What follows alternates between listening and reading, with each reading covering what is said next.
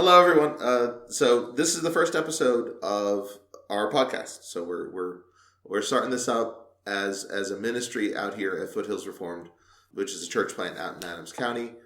We have three of us here today. My name is Jason Weber.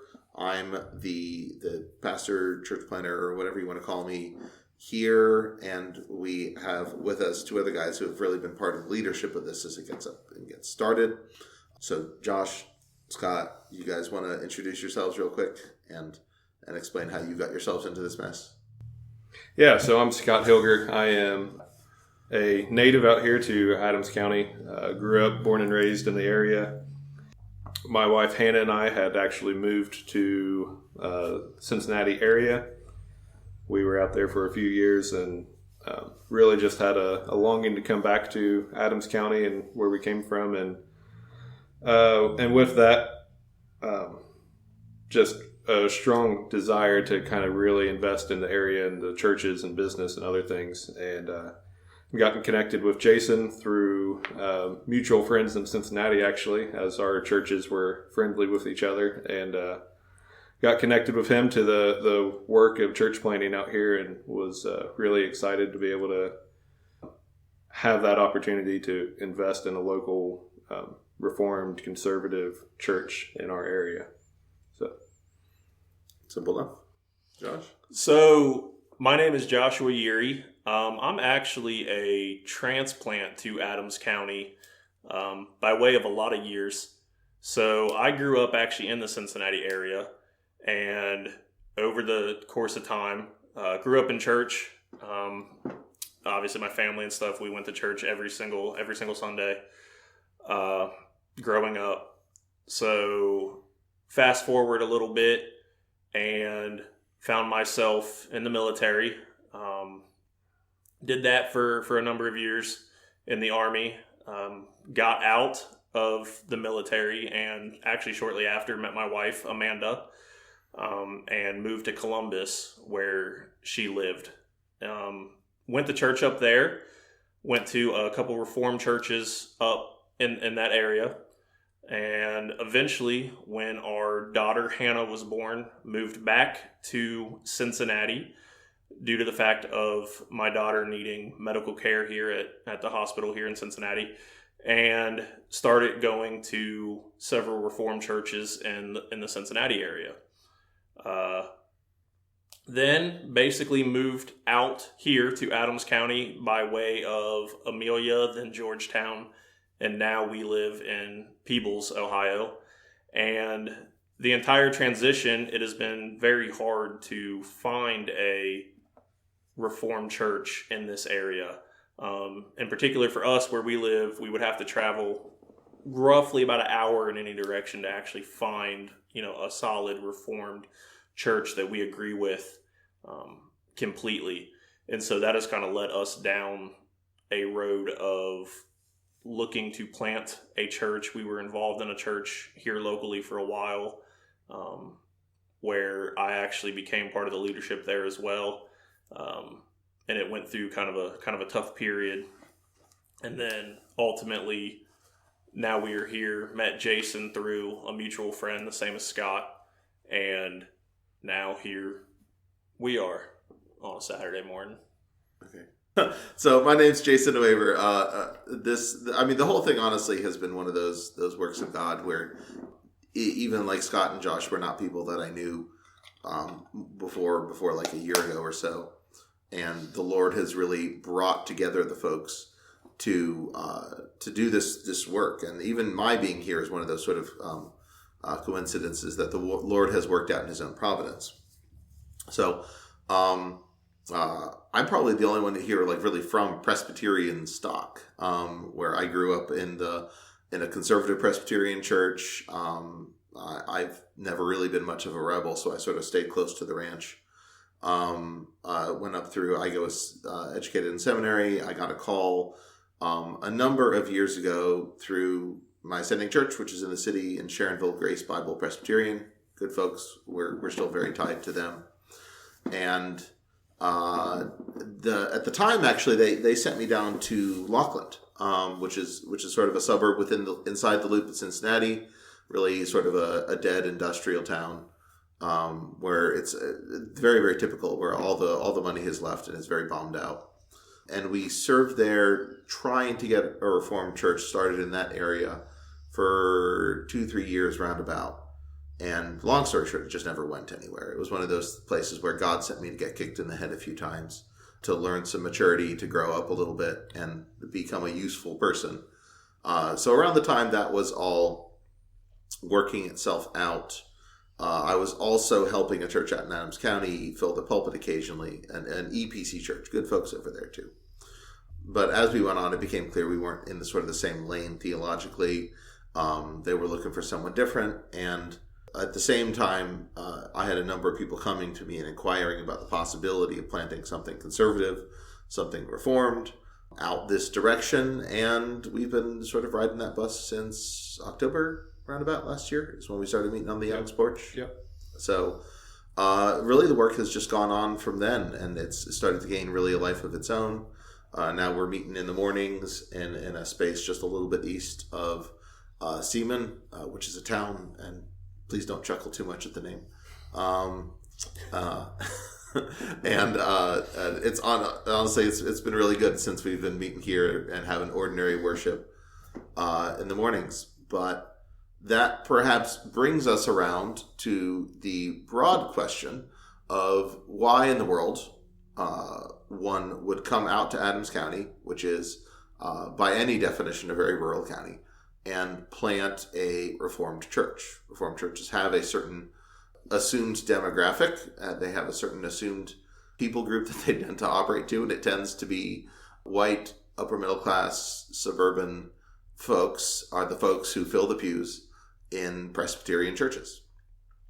In a real way, our attempt in Laughlin was an attempt to sort of stretch beyond some of those barriers, do cross-cultural ministry, work with folks who are in other places who aren't necessarily white, upper middle class, wealthy, educated folks. And so why in the world would you take that model, port it out to Adams County, and assume that it would be at all successful? So, gentlemen, what's your take on what we're doing out here, and why it matters in sort of the Reformed world? So I think part of the things that are missing out here are just the serious doctrinal type of churches that really do invest a lot in the doctrines, what we believe, why we believe it. So I didn't mention this earlier, but I also grew up in the church, kind of broadly evangelical. And as I started dating my wife in high school, we argued and debated theology a lot.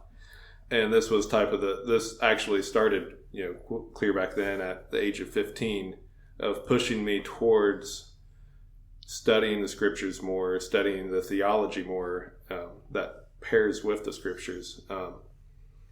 And it was convicting about how little I actually engaged with theology and doctrine. And it was just I grew up in the church. I'm a Christian because that's what we're doing, but actually engaging with the truth of Scripture and taking it seriously, engaging with it. And that's eventually led to convictions of Reformed theology. And that is something that is lacking out here, that if there are Reformed, air quotes there, churches, they are so far removed from their Reformed heritage. And there are Presbyterian churches that are technically Reformed, and they technically hold to Westminster Confession, but none of them actually know the Westminster Confession and Correct. Know that the doctrines that it teaches. Correct. And so that's where it's like there is this huge void in this specific theology out here. Well, and I think too, there's just a huge void in general out here. I mean, if you look around Adams County, obviously more than welcome to fact check this and whatnot and tell me I'm wrong. But last I knew, we might possibly be the poorest county in the state of Ohio, and we're among the lowest populated county in Ohio. Yes, I think both of those are true. Either way, exact numbers aside, I mean, we're up in the top 5, so to speak, for those things. And you see it. I mean, you see it in the amount of jobs that are around. You see it in the amount of drugs that abound. You see it in the amount of poverty around this area. And in this particular area, too, and I know it's probably the same way for a lot of rural America, unless you're a farmer or unless you travel an hour, in some cases, maybe longer, for a job, there's not much out here. There's not much opportunity. And so rural America is really a dark place spiritually, economically, politically in some senses. But at the same time, rural America is a very strongly cultural place. Correct. Whereas we have a very weak, again, economy, things like that. We are strong in just a value-driven society. Now, whether that's perfect or not is obviously anyone's debate. But just the fact of we have a lot more of an identity than you'll find like in New York City, where you have thousands of transplants and immigrants and people of all backgrounds. Whereas rural America still has a certain amount of actual root in the same things that their fathers and grandfathers and so on. Yeah, and so both of you guys are new to the communities. You are, Josh, you've been out here for a few years, but still... About 3 or 4 at this point. Well, Georgetown before and then here, so... Yeah. But even, so me, as graduating from Peoples, my dad graduated from Peoples, we're still a young family in this community. Like, with my grandparents moving here back in the 70s, like, our kids are finally going to be seen as locals. And even still, some of the old timers, it's like, who are they? Who are the Hilgers? I don't know that family. Yeah. Whereas, like the Youngs, even it's just another family in our church, they're even still somewhat of a transplant to the area.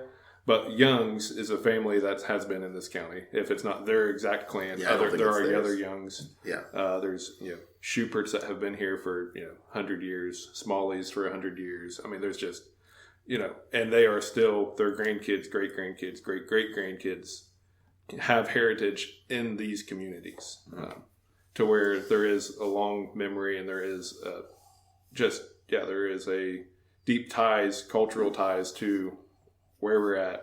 And even then, you have those same ties even more locally to Peebles or Seaman or West Union that is more local to your specific town rather than the county as a whole even. Well, and that's where too, like I think, so like for my family, like you mentioned, we came out here out to Adams County about 3 years ago, Georgetown 4 or 5 years ago total. And like for me, I found part of the reason I was attracted to this area is, I mean, God's providence, obviously. I mean, some of it probably right here, right now, who knows?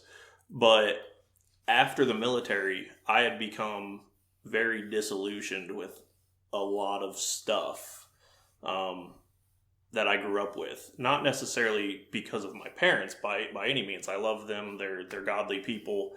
But just everything for me, due to a series of events and stuff that occurred, I really started, I think, wanting to move somewhere out here where I felt like people actually still held kind of what I believed. And like obviously I was in the IBW and stuff over in Portsmouth. And again, people that thought like me, sound like me, look like me, they might not be Christian, but have the same generalized Christian-esque values because of how they were raised and whatnot.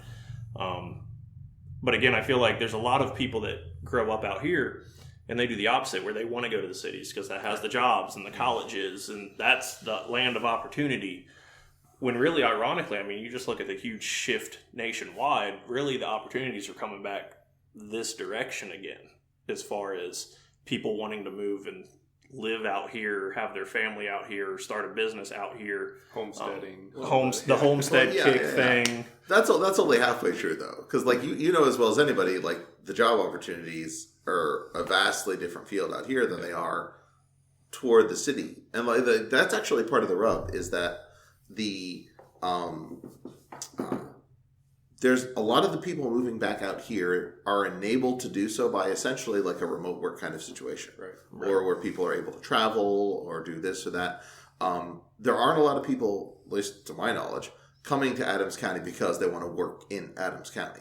Like, you're nuts because you're specifically trying to do this. I mean, I'm nuts because of more than just that. Yeah. That's just one thing. You're just crazy.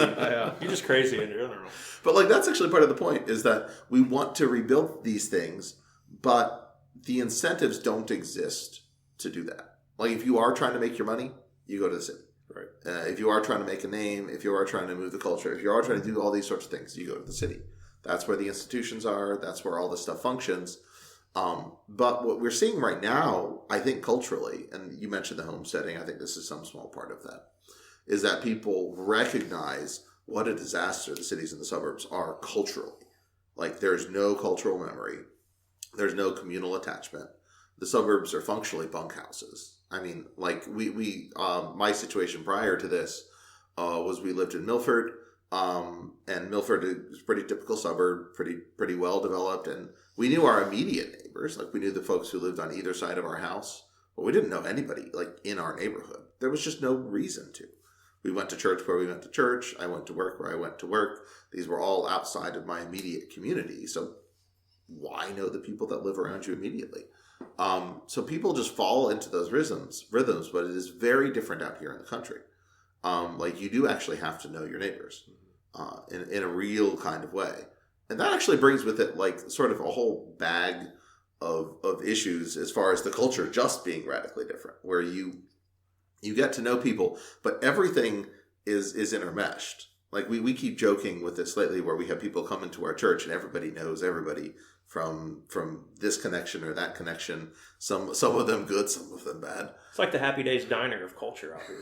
Like, everybody knows your name, and more or less. And I have a brother-in-law that he ended up moving to Indianapolis. Mm-hmm. He did live out here in Adams County. His wife was my wife's sister, so and he was working at the power plant down in Manchester and Aberdeen, and they closed that down. He took a corporate job with the power plant, moving up to the corporation that owned the power plant, and moved to Indianapolis. And he was talking about how much he misses living out here because he was able to have, like, a fully rounded life.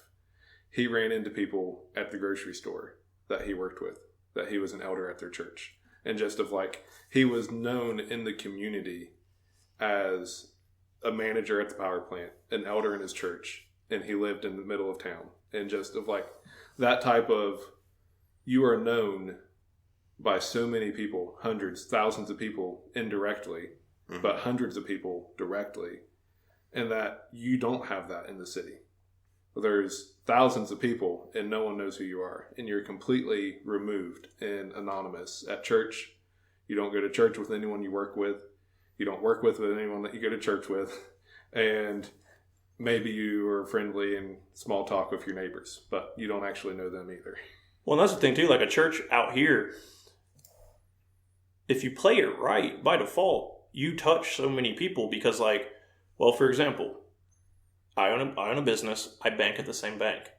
We're to a point, I walk in and stuff starts getting done before I don't have to tell them who I am. They literally pull up my accounts. Hey, what are we doing today? How's your business? How's your wife? How's your kids? And I have that same relationship with those people. So you, like you said, you literally do business with people out here. You live with people out here. You play with people. You interact with people. Like, point is, as opposed to, like, growing up, I grew up in a suburb. So I 100% understand, like, there was that 15, maybe 20 people tops, and that was it. Even though you technically had way more people, it was the same 20 that probably looked like you, talked like you, worked like you, like if you worked blue collar. Like, point is, like, and that was it. Whereas out here, people like think that, oh, well, y'all look alike and you all sound alike. Really, you actually don't. Like, you're mixing with a whole bag of individuals. Yeah. I've told this story a few times. There was a friend of mine. We went to high school together. We played sports together. Friends with him since we were like 5 years old. We ended up going to the same college. We played soccer on the same team. And there's a guy from Cleveland. He did not believe we were from the same town. He's like, you guys, your accents aren't anywhere near the same. Because he had he grew up in the hills of Raritan and had a much thicker Southern accent than what I have. And the guy, like, what do you mean you're from the same town? Like, you went to the same school? It's like, yeah, well, our school has, a much broader reach as far as, like, in the hills of Raritan to the plains of over towards Seaman or up in Highland County, even for Peebles.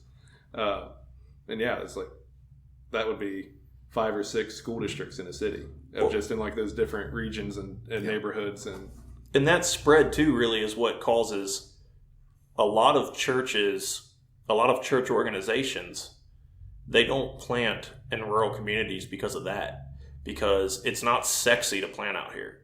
You don't have, the possibility of, 50, 60, 100 people, 200 people. I mean, we got 27,000 people in this entire county. Like, you have that in one zip code in, in a city.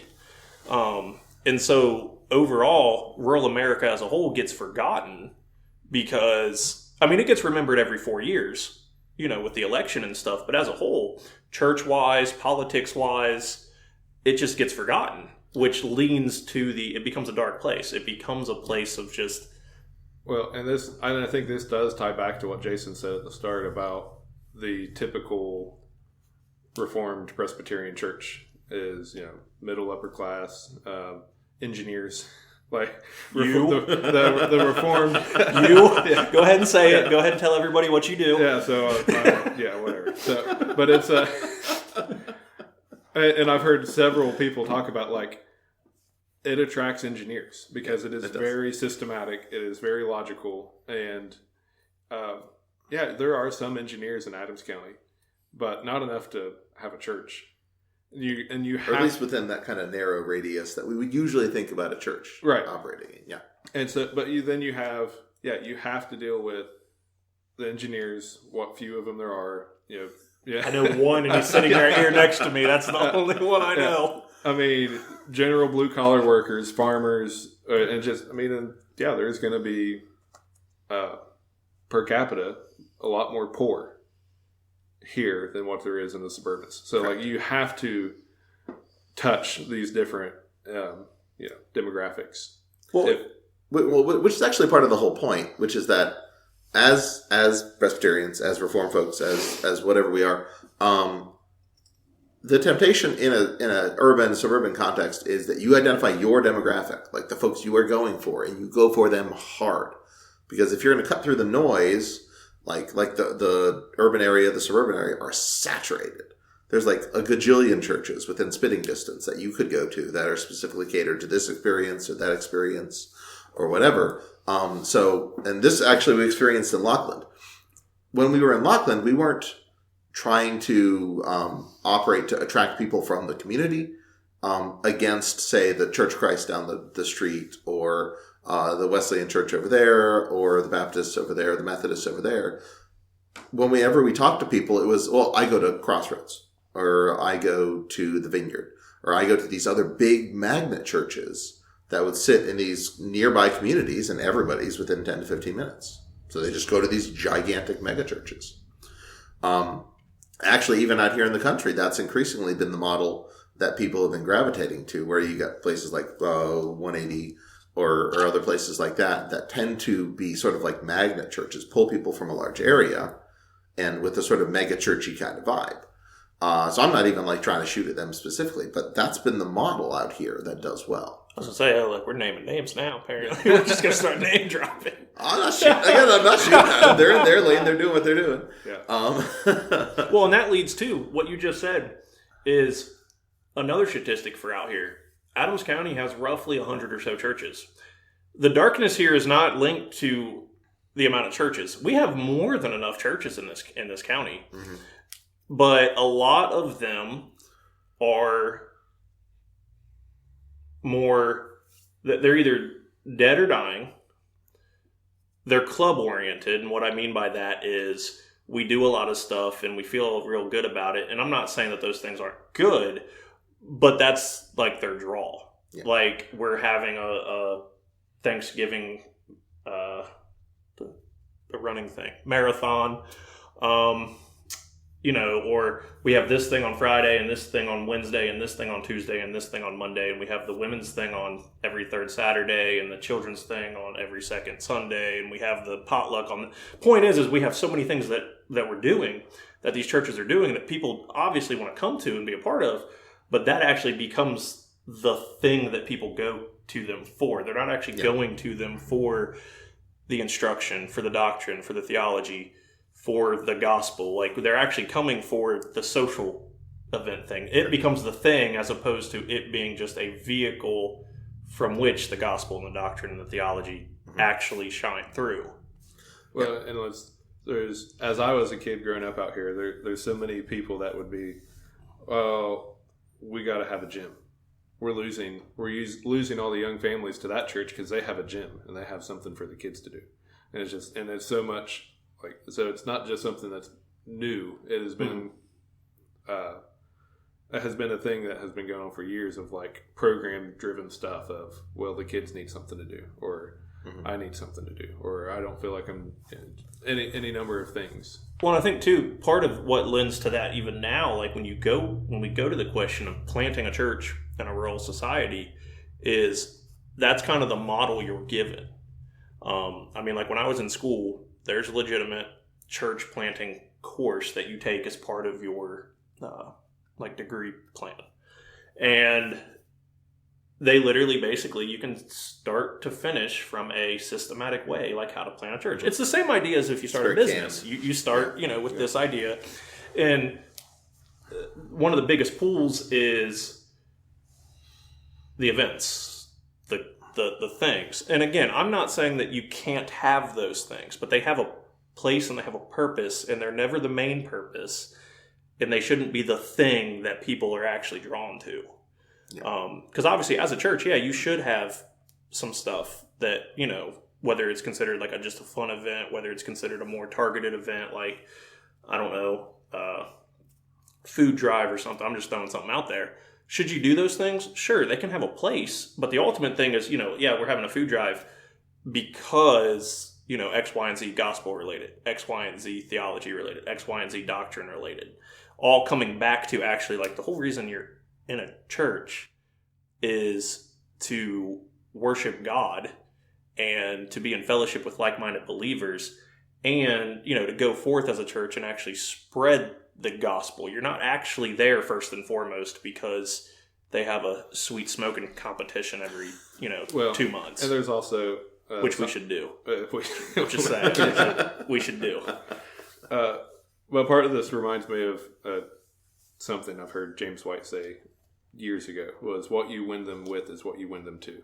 And it's if you're winning non-believers or people in the community, if you're winning them to your church with food, you're winning them to food, and they're only there as long as the food is good. Correct.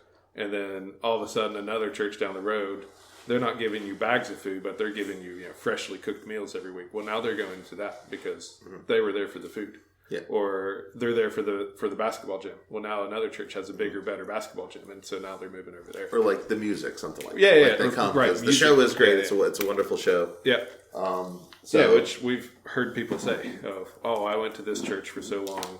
It was excellent. The worship, the singing was excellent. Correct. Now I go to this other church where it's better. The quality tapered down, and then now there's this one over here that's better. So that's where we're going because the production quality is so high. Correct. And so actually, if you put these two strains together, I think what you actually see is that there's been a shift in the way that the sort of church, I'll say, marketplace functions. Where what it used to be is what you were talking about, Josh, where it used to be these community churches, where basically you had a handful of options in your community. They sort of competed with each other as far as the services that they offered to their congregants, like the gym or the play, whatever. And you sort of tussled with the people in your neighborhood, and people went there, but it usually wasn't doctrinally motivated. Yeah. Like they weren't attaching to churches or with people because this church was preaching doctrine, teaching that they agreed with, that they found biblical. What we've actually shifted to these days, and what you see in spades in like the urban, suburban environments, is that people will drive relatively long distances to attach to churches that they agree with.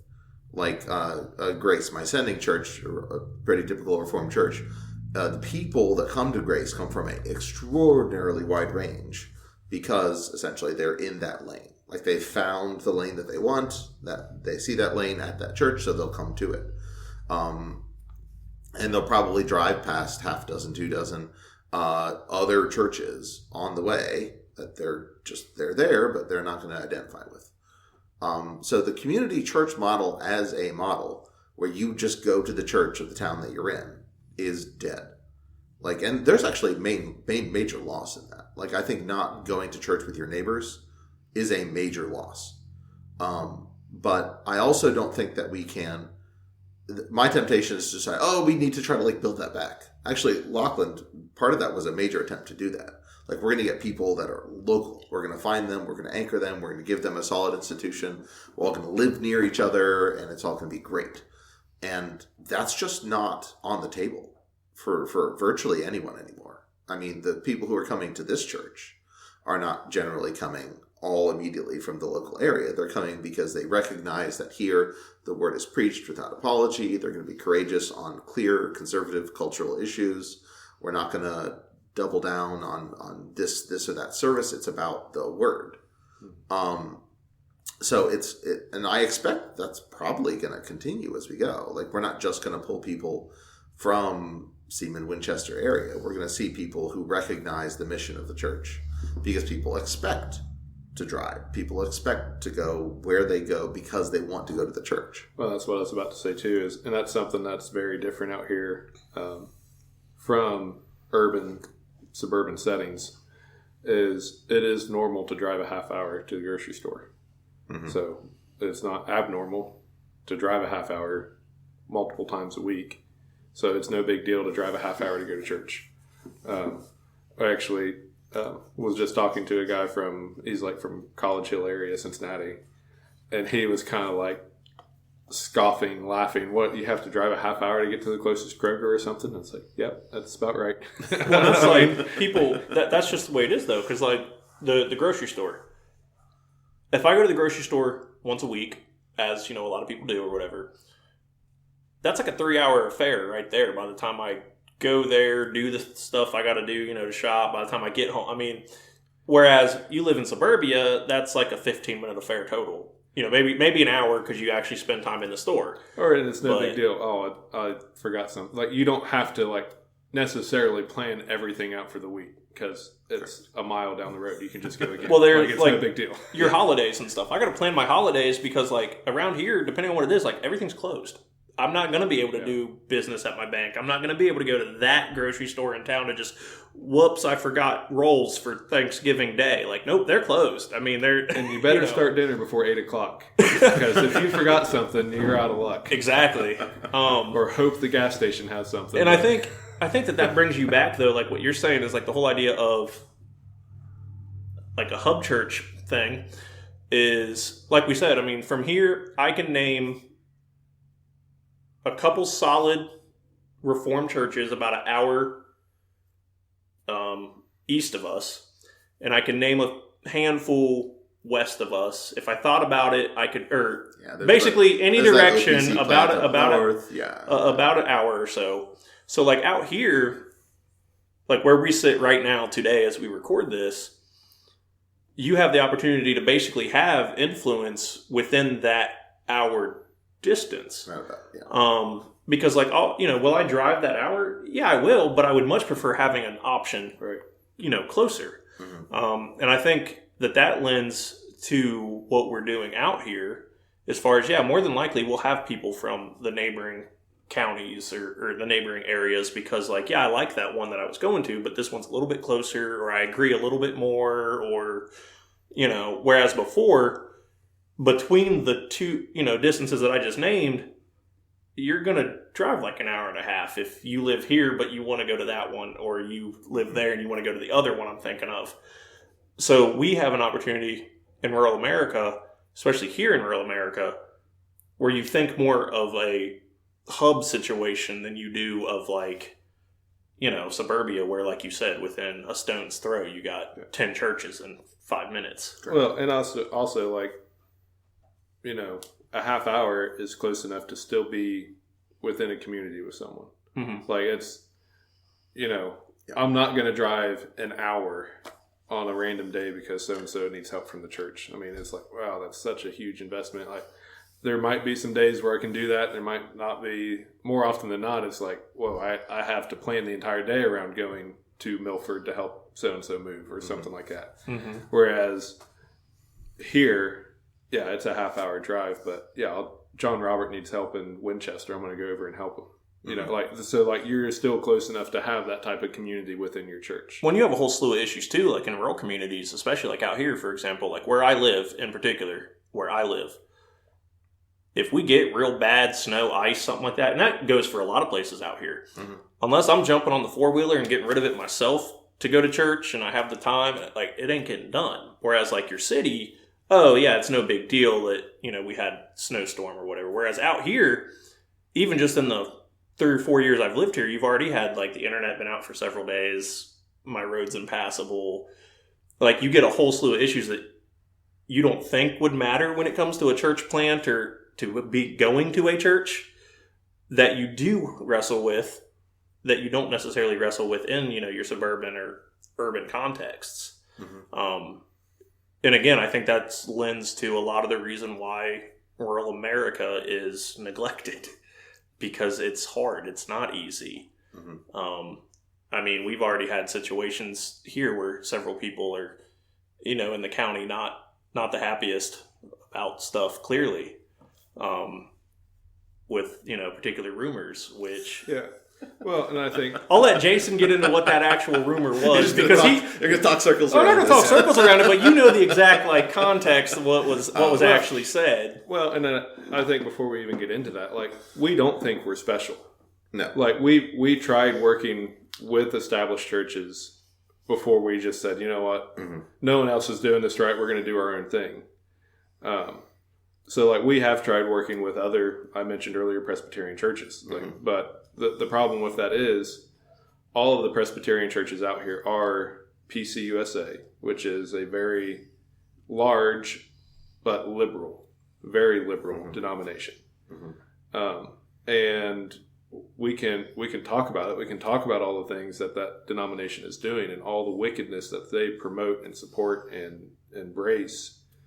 And yet, because this local church, well, this is what we've always been a part of. Oh, it's just going to be such a hassle, and then all this and that, to where they don't want to do it. And also, we are much more conservative than even so. These churches out here are more conservative than the denomination, and yet we are more conservative than they are. That's not a high bar, yeah. Right. But also, it's like so when we're calling them to leave the PCUSA to join with us, we are calling them like a millennia backwards. So substantially, yeah. And well, okay, let's try to give credit where credit is due. Like there are some folks who have broken off from the main line, like Wheat Ridge, the EPC church. But even the churches that have broken off from the main line still hold on to certain vestiges of the policies of the main line, like say, for example, women officers. Right. Which for us was a red line. And I think that would be a big one for a lot of them. Yeah. I think it's accurate. Yeah.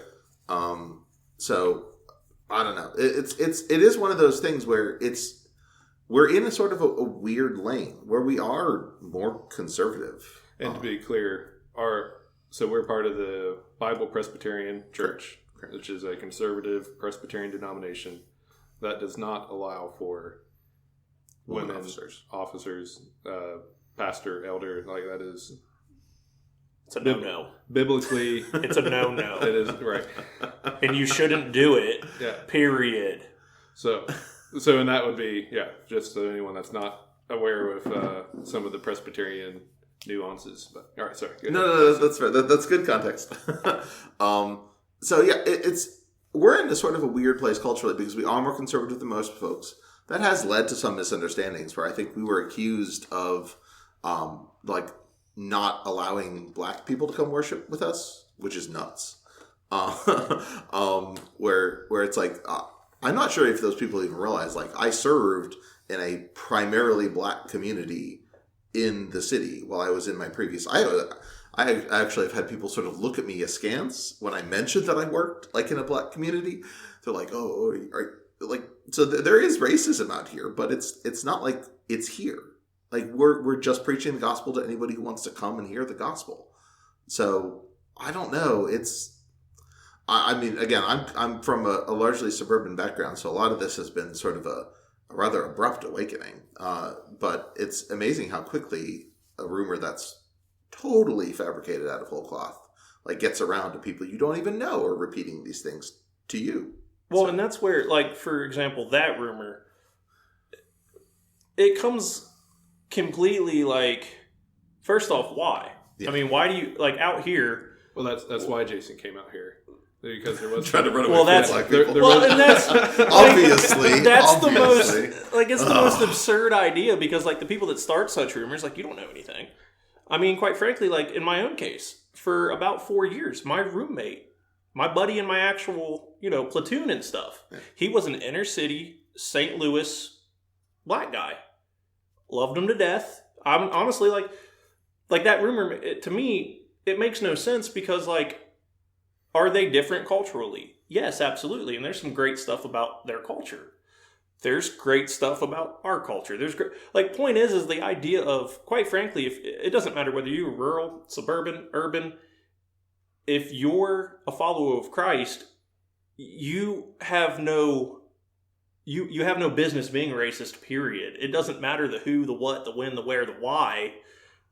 So rumors like that, but the problem is in rural America especially, rumors like that catch fire and they go. Or, well, we don't like, we don't agree with having, women elders, women officers. So we hate women. Automatically, we hate women and we're bigots and misogynistic. And just... But it just starts carrying out here. It does. That rumor would make more sense, though. I have no idea where this other I've heard that one as well, but like that one I understand. Yeah. Like because you don't want women officers just because you hate women. Like, you could not be farther from the truth. Yeah. But well, and this is right. Yeah. So that's where that one would make more sense because you can at least see the stance that we have taken with churches to know. All right, whatever. You don't understand what we're trying to teach about. Correct. But gender and its roles of male and female. But like, in a way, though, at the same time, you got to look at it on the flip side, because, like, the way I look at it is when it really comes down to it, if you're a church, we're a fledgling church, we're a church plant, and we already got people that are trying to, like, make it seem disingenuous, or they're already trying to push back against it, then clearly we're already making some inroads somewhere because somebody clearly feels threatened enough to start, this, that, or the other rumor. Yeah. Because you don't start a rumor over something that you agree with and like and enjoy.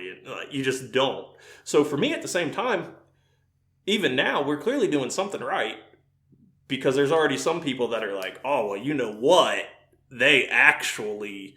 Yeah. Like, no, like, come here, sit in the pew, hear what we have to say, listen to us teach, listen to us preach, listen to us just talk. And you'll come away like, no, those guys, that church, like, no, that's completely false. Yeah. And I think we had kind of talked about this before of, like, wondering where this thing would even come from. And the only thing I could think of was, I was talking with Jason, I said, was there any type of segregation history inside the BPC, 100 years ago? And this would only be from someone from the PCUSA denomination, not even necessarily from out here that doesn't know the denominational history. Mm-hmm. So the BPC did split from the main line back in 100 years ago. Yeah, 100 years ago. Yeah. So sure, maybe 100 years ago there may have been something, but it was not part of the split. I mean, the BPC did not split from the main line because of racism or anything like that. It was essentially a fundamentalist bag of issues. So it was like the inerrancy of the Bible, right, the literal resurrection of Christ, things that I would think would be pretty unobjectionable as right, non-negotiable. Right. So, well, and that really lends to where we're at culturally in this setting with the churches. Like, they exist as like a building. They exist as a group of people, but they've completely lost actually being the church. Like, so many are content to go here or there because, well, it makes me feel good, or I'm never convicted of sin, and I can just show up and I can say hi to Mrs. Smith and whatnot and see her, and she's a great lady. Mm-hmm. That we've literally, again, going back to the darkness of rural America, you're not going to church for what you're going to church for. You're not even being the church at this point. I mean, wherever such rumors come from, like in this regard, they're probably from people that would swear up and down that they're Christian and they go to church and whatnot. But you're not acting like it. You're not actually being. Let me actually push back on this one a little bit, because I actually don't think that this is so much that the churches as a whole have abandoned like convictional, rigorous gospel preaching. I actually, to some extent, largely blame the denominations for it. Because what I've consistently witnessed in churches as I visit them around this area is lots of good, Jesus-loving, God-seeking folks in those churches with very little leadership. Where there are very few ministers who are trained and called formally through the denomination. This actually used to be what the main lines provided. Like the Presbyterians, the Methodists, even the Baptists, if they're more congregational, but you would still get guys from your connections, would send people out to preach and to lead. And from what I've heard, basically, when churches have good leadership, they actually end up as really solid churches. But what's happened out here is that a lot of that leadership class has drained away, leaving the congregations to sort of fend for themselves and try to make of it what they can. Like the Presbyterian churches, when I came out, actually, I was involved with something that was called the Presbyterian Brotherhood, which was sort of a loose collection of all the Presbyterian churches in Adams and Brown County. And among that cluster of churches, I want to say it was 12-ish churches, I think there were 2 seminary-trained called ministers in those pulpits. And that's not exceptional. Like, that's pretty standard that you'll have these little churches. So the denominations have not sent any resources to any of these sorts of places. They've kept all those resources in the suburbs, in the urban areas, and they basically left every one of these little communities to fend for themselves. So I really actually have a burden for the dying institutional churches that are out here that have just been abandoned. And I'm not sure how to help with that other than to try to found new institutions and actually give them support. Right. I've even written a good deal lately about the importance of sort of having suburban / rural pairings, where you actually have these suburban churches which, although they may have their problems, are well resourced, helping rural churches like get off the ground, get the right men in place, get buildings handled, get the right resources. Because let's be honest, a young guy who's looking for a pastor is going to say, like, I could take that assistant pastorship in my city that has a trajectory into a job that I want, that I get paid $60K, $70K right now out of the gate, or I can accept a little bitty rural congregation with a ceiling of like 60 people, and that'll never pay me more than $30,000, period. And like, just guys won't do that. They just won't. So it's really the crisis is that we actually have to push back against all the incentives pushing people into the cities and try to like found something here, make something of. I mean, this is what we're trying to do. This is part of the whole project of the plan. Well, take what you just said, and it goes back to what I mentioned earlier about rural planting isn't the shiny, sexy thing to do, because how many of these denominations, they won't think twice about sending a guy or a group of guys or money to, I don't know, Ethiopia without a second's hesitation. Yeah. But you tell them, hey, I want you to go to the middle of West Virginia coal country that is among the poorest in the entire, United States. Well, we can't do that. I can't plant a church there. Yeah. We're so geared towards, and obviously humans as a whole, they're going to choose the path of least resistance, and it's a lot less resistance to go, into your suburbs or into your city, or if you go somewhere that really pulls at those heartstrings, of this country or that country, as opposed to looking out your back door 100 miles down the highway to middle of nowhere, Ohio or wherever. Yeah, no, I think that's very true. I'm going to go back to a previous point that I said. This used to be what the main lines did, is that, say, the Methodists would send some young guy out of seminary to one of these little churches where he would cut his teeth, he would get some pastoral experience, he would figure out how to get his feet on the ground, he would serve that church faithfully, and then I think they rotate their pulpit supply every 5 years, something like that. Yeah. And then they would call him to another church if he did well and put him close to the city, and they'd send you out another fresh guy to sort of cut his teeth, figure out what's going on, and do all that. Well, and that's where, too, look historically, at the church in America as a whole. Like it or not, technically everything started rural. Mm-hmm. And then what happened is we found institutions, and then we found cities around those things, and we built up urban. I mean, take New York City. It didn't exist as it does today. Mm-hmm. It was rural. And then, at a certain point, you might have had a rural church sending people to New York City, and then fast forward to where we are today, and it's well, screw actually, the rural people again. Basically, the rural started sending people to the cities, which makes sense. Yeah. As we grow as a country, that's just historically, that's just industrialization and all that. But now we're to a point that it's we'll just forget about, And I actually think this is part of the conservative calculus that has wrecked itself hard. Because the conservatives have always assumed, we have the country. The rural areas are solidly conservative, and they are. They're presumptively Christian, and they are. But the institutional attachment has gone through the floor. I've, again, looked at some stats, mentioned articles recently. In Adams County, the church attachment level is about 1 in 5. So, if you meet 5 people, roughly one of them will be attached to a church. If you go into the city, Cincinnati, and Cincinnati is a pretty conservative city, all things told, that number is about 3 in 5. Does that include Catholic? I was assuming. Yeah. I didn't sort through the list and all that. I read that and I thought, Cincinnati is a very Catholic city as well, to go with that. But I don't have the numbers at my fingertip. I want to say the Catholic in Cincinnati was around 20% of that. Okay. So it is big, but there's more evangelicals in Cincinnati than there are Catholics. Yeah.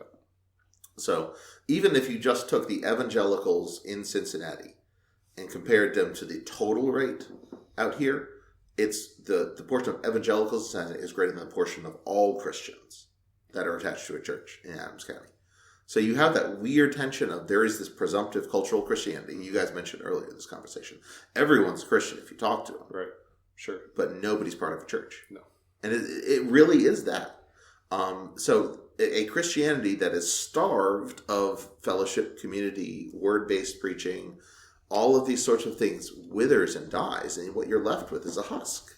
Maybe this is what you were sort of talking about when you were talking about, Josh, about these churches that are sort of dead to dying, that they're struggling in this environment where we have the appearance of Christianity. We have even some of the moral restraints of Christianity, but we don't have this vibrant, vital, lived-in gospel lifestyle. That I'm not going to hold up the cities and suburbs as a model, but those churches have been dedicated, the denominations have been dedicated to growing those churches, bringing more people in, and nurturing them. And again, the crass, cynical part of me wants to say, because there's money in it. But I'm not everybody in the cities is a crass, greedy consumerist driven only by butts in the pews. But we'd be lying if we didn't say there was a lot of that going on in the American church right now. Well, and I think that makes it hard in rural America, because in a way that makes it harder to plant out here because, like you said, everybody's a Christian. I mean, I know for a fact my neighbor is not a Christian.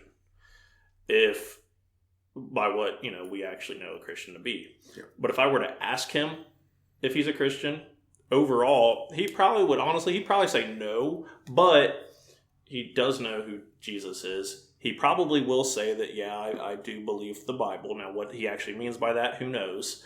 But point is it almost makes it harder because you're starting with a group of people that to them, they're like, well, I'm just like you. Like, I believe that, the birth of Christ and, Christmas, or I believe, in the overall idea of Easter or whatever. Like, point is, you're starting with a group of people that to them, they're like, well, you're really not any different from me as far as like, I believe that. Yeah. Now, what they actually mean when they say that is different, but it makes it harder than like Joe Schmo who's never heard the gospel or something like that, where like we said, you travel to this other country or whatever that's never heard the gospel. They're not predisposed to like, for them, they've never heard the thing. From here, like, yeah, we've had revivals come through every, I mean, summertime, we joke out here, but like summertime is revival season out here. Like you can pick your week and you can go to one. There's somebody throwing a tent, yeah. Well, and I think to go with some of that is like to use some of Aaron Rinn's neutral world, positive world type of verbiage. Like, we are slower in following that model. So I think we're still in neutral world here. I think so too. We're no longer in positive world. And there's a ton of people where just even like just talking to any random person, and you're much more likely to come across I think you should just, be nice and live good, and it's not the positive world where you should be a Christian, you should go to church, but they're not hostile to Christians yet. Correct. I would say, especially out here, you're about 20 to 30 years behind out here. Yeah, in a grand scheme of things. I was going to say that's what it keeps feeling like to me. It feels like my high school days. Yeah. But like we've already had conversations at a local school about freaking kitty cat litter boxes. Because, and the funniest thing is, obviously as Christians, that's just laughable. But out here, even the non-Christians are like, that's freaking laughable. So that's where we're at in, a society shift out here. But at the same time, that's somebody's kid. Yeah. From out here. Somebody's kid out here is purring and getting kitty treats. Yeah. I think that's actually the crisis that we're in, that the rural community has not come to grips with fully, is that TikTok doesn't care whether you live in Peebles. Social media in general doesn't care if you live. Exactly. I mean, so like this cultural change that out here has lagged behind the 20 years is being like rapidly shrunk. Mm-hmm. Right? You look at the generational gap that's going on with the youngers and the olders right now. The older folks still believe this is the country. Yeah.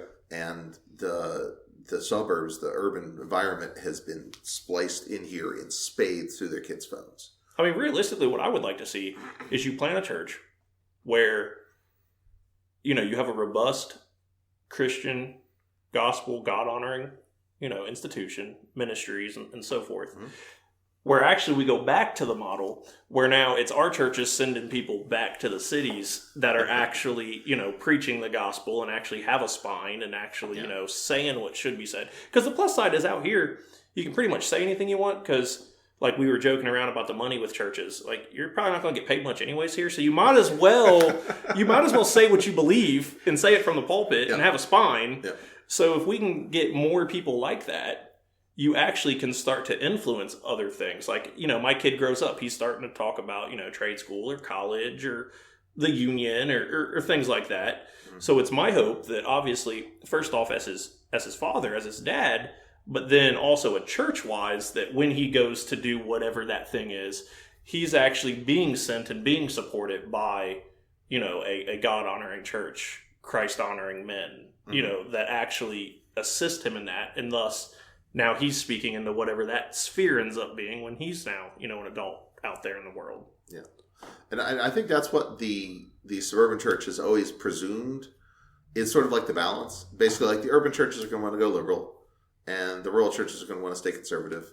And we're just going to sort of balance somewhere in the middle. And the problem is that they're realizing is that the urban churches have been getting bigger and getting lots of money and growing. And they're pulling everybody liberal. because the conservative voice, on the other hand, like the rural churches are dying. Like, and their voice in their denominations is dying. Like you saw what you saw in the United Methodists, where like a bunch of the United Methodist churches that were out in rural areas were still pretty conservative. But it was the suburban churches, it was the urban churches who made the decisions, who split the denomination, who kept all the power, and they were all essentially written off. There's a bunch of Methodist churches out here that have left the denomination over the years. I don't think there's any United Methodist church until you get a good bit closer to the city. Is that correct? I don't know offhand. I'm not Methodist. I never have been, never will be. Well, and also, and I know of this last split and all the drama that was going on with it, but I also know of a Methodist. They split off 20 years ago with some of this. So some of the ones that were even more staunchly conservative had already left before this most recent split. Correct. We have some friends, the Arns, who were in the Mount Nebo, I think, when they left. Yeah. So they're, again, a conservative-leaning Methodist church. They went global Methodist. But the point that's been made repeatedly there is that the global Methodists are on the same track as the United Methodists, just about 10, 20 years slower. It's a strange situation, but we're trying to take a stand against it. We're trying to understand how the incentives can be rebuilt. And I really do think that something like a healthy denominationalism, where you have denominations sending guys supporting works, both helping with funding and training and personnel, and all of this paired with the actual solidity that you get from a rural community. Like, folks out here do still have a biblical worldview. Folks out here do still, they don't care what the liberals in the cities say in the same senses as you get in the suburbs. So if you're going to have a resurgence against all the nonsense that you get in the city, it's going to have to come from places like this. Like what you're saying, Scott, that we send people back to the city. I don't think that's going to happen in the terms of like what you're saying, missionaries. Like we're going to be sending people to plant new rural churches in urban environments. But I think through the denominations, the rural churches have a strong voice to assert that can check a lot of the nonsense that's going on. And like even places like the PCA, sort of, again, another conservative Presbyterian denomination, who I would say are good folks, but there are some liberalizing forces in that denomination that threaten to drag it where it doesn't want to go. And like, as a Presbyterian, as a guy who's certainly concerned with the future of that trend, if we lose the PCA, we're in bad shape. Like, really, I don't know who. That's really sort of the flagship conservative Presbyterian denomination. And if they go hard left, really, we're just a bunch of fractious, disagreeable schismatics on this side of the aisle, and we don't want to be there. So, well, and I think before we moved back out here, we had talked to our pastor of the church we were at in Cincinnati, and one of the things that he had emphasized was we wanted to come out here and invest in business, invest in economic opportunities. And he's like, that's great. Yes, you should do that. But a thriving economy without a thriving church is not going to last. Mm. And also, he also acknowledged that a thriving church without a thriving economy is not going to last. If there's nowhere to work, if this church, all of its congregants, all of the members there don't have any place to go and to be able to live and make, they're not going to be able to stay in that church. Yeah, they'll find somewhere else to go. And so, like, there is a symbiotic relationship between the economy and the church, and like, you need a healthy economy, you need a healthy church. But jobs is not the answer. No, and it can't be. But I do actually think we're in a weird cultural moment where, because of the whole remote work phenomenon, it's become we have an opportunity. Possibility. Yeah. So, like, I think we're actually in the middle of a sort of a great realignment, where I think there's going to be a lot of people transitioning both in and out of places like Adams County. And I know people complain about this all the time, like the clans, the established families with the long lines, they're breaking, like, and they're dissipating to the wind, and other people are coming in. There is something real that's lost there. Yeah. But we're also in moments of transition. And moments of transition are when new institutions start, when they find their footing, when you can really change the trend of where we're going. And that's a big part of what we really want to be a part of here at Foothills. Yep. So we need a strong, healthy local church.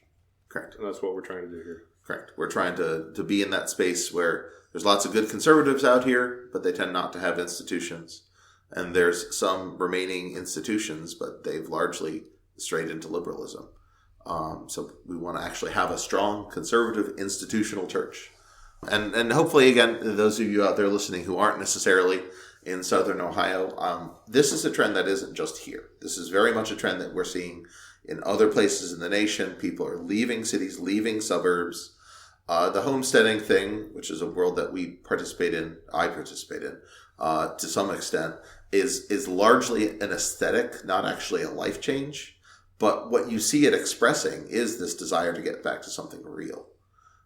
So beyond the TikTok cottagecore silliness, there is actually a disposition in the cities to recognize that this is shallow and unsustainable, and we need something real.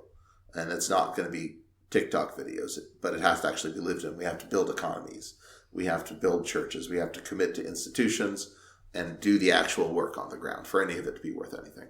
And I think too that sums up kind of trying to build a church in a rural setting. It encompasses building, churches.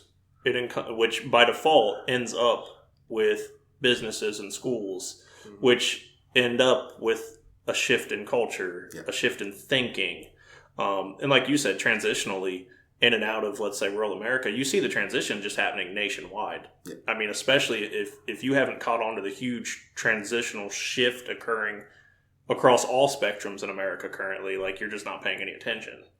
And we're actually seeing that play out, with, just nationwide, your economy and your politics. Like you're seeing a shift, just that really fundamentally is being caused by a real lack to a degree of gospel-centered, strong, biblical, conservative churches, regardless of whether it's in the rural or the suburban or the urban context. And I think something that does tend to get overlooked. So even with Doug Wilson out in Moscow. Yeah. So one of the things that his dad had talked about was the war theory of you want it to be feasible, you want it to be strategic. Mm-hmm. And so on some sense of it, they picked Moscow, Idaho because there's state college there. There's other things that made it strategic. And it was a small enough town to where it was feasible. We are very feasible. It is very feasible to make Adams County a strong conservative light. And that's part of what makes it strategic, is you can make a huge impact. So we don't have a state college here. We don't have all this. But I think the way that you can actually transform in a community makes it strategic. Yeah. This is a topic for another podcast, so we can't dive into it at the moment. I agree totally with the equation of strategic and feasible. I think the vast majority of those ministries, including Moscow, including Ogden, that those guys have picked towns that are not feasible. Because you ain't going to get Moscow. And he's been there for decades. And Wilson, whatever you may say about Wilson, is massively talented as an administrator, as a sort of a wit, as a publicist, as all of those sorts of things. And they're still a massive minority in a place like Moscow. But what you're saying is exactly right. That even if you have issue with those places being feasible, Winchester is feasible. Seaman is feasible. Those are hills you can actually not just have an influence in, but that you can win. Right. That we can actually take some of these areas for Christ and move policy in a very distinctively Christian direction. So we definitely want to be doing some of that kind of stuff here. So for what it's worth, if you're interested in the church, if you'd just like to see what we've been doing locally, you can find us on the web at foothillsreformed.org. We just recently got started up a Substack where articles and podcasts and sermons and the like will be posted. So you can find us on Substack, again, at Foothills Reformed. We'll try to get these podcasts on all the major podcast feeds. This is the first one, so we'll see where it goes. but you should be able to download it on whatever your podcatcher is, and to keep up with what's going on. I expect the frequency of this to be roughly once monthly. If the Lord wills, it'll be more frequent. If he doesn't, it won't. Well, and you can also find us on Facebook, Instagram, YouTube now, right? You started doing sermons on YouTube. Yes, I've been posting sermons on YouTube. So we'll probably, I guess we can slap some sort of image on this and slap this up on YouTube. I was say you won't find us on TikTok unless Jason gets real trendy real quick. We can discuss the pros and cons of social media for the church on another podcast episode. Well, I will say it's been good as far as exposure so far. Again, if the world is flooding into Adams County through people's phones, we may at least put some decent content on those as well. So I appreciate you guys tuning in. I appreciate you gentlemen being willing to meet today and get this done. Lord willing, you'll hear from us next month, and feel free to tune in on the web. Bug me personally, and certainly we would appreciate you being in prayer for the work. It's still new. We're still finding our feet, but God has been gracious and preserved us through some bumps even at this point, and that we would be in His will, that we would be faithful in all that He has called us to do. So appreciate it, and we'll see you around.